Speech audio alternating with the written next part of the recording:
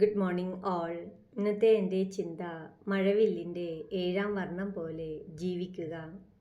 ദൂരെ ഒരു മഴവില്ലിൻ ഏഴാം വർണ്ണം പോലെ തൂവൽ കവളിണയിൽ നിൻ മായാലാവണ്യം. ജീവിതവും അതുപോലെയാണ്. നമ്മൾ കാത്തിരിക്കാത്ത സമയത്താണ് മഴ പെയ്യുന്നത്. പക്ഷേ ആ മഴയ്ക്ക് ശേഷമാണ് മഴവില്ല് തെളിയുന്നത്. അടുത്ത നിമിഷം എന്ത് സംഭവിക്കുമെന്നോർത്ത് ആർക്കും ജീവിക്കാനാവില്ല. കാരണം നാളെ എന്നത് വാഗ്ദാനം ചെയ്തിട്ടുള്ള ഒന്നല്ല, ഇന്നാണ് നമുക്ക് കൈവശമുള്ളത്. ജീവിതം നമ്മെ പരീക്ഷിക്കും. ചിലപ്പോൾ പ്രതിസന്ധികൾ വെച്ച് നീട്ടും, ചിലപ്പോൾ നമ്മെ ഒറ്റപ്പെടുത്തും, ചിലപ്പോൾ മിണ്ടാതാക്കാം. പക്ഷേ ഓർമ്മിക്കണം, മൗനം പോലും ഒരു ശക്തിയാണ്. മൗനം വാചാലമാവുന്ന നിമിഷമാണ് മനുഷ്യൻ്റെ യഥാർത്ഥ വളർച്ച. വാനവും ഭൂമിയും സാക്ഷിയായി നിൽക്കട്ടെ. നമ്മുടെ മനസ്സിലൊരു ദൃഢനിശ്ചയമുണ്ടാകണം. എന്ത് സംഭവിച്ചാലും ഞാൻ മുന്നോട്ട് ജീവിക്കും.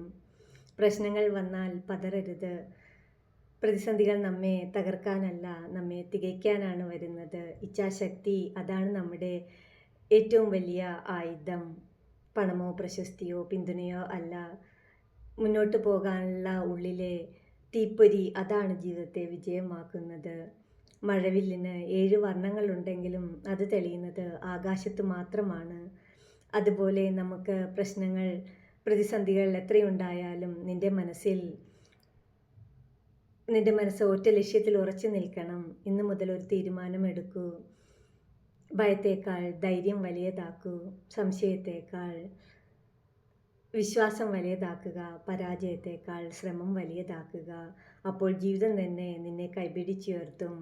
കാരണം മഴവില്ല് കാണണമെങ്കിൽ ആദ്യം മഴയെ സഹിക്കണം. Thank you.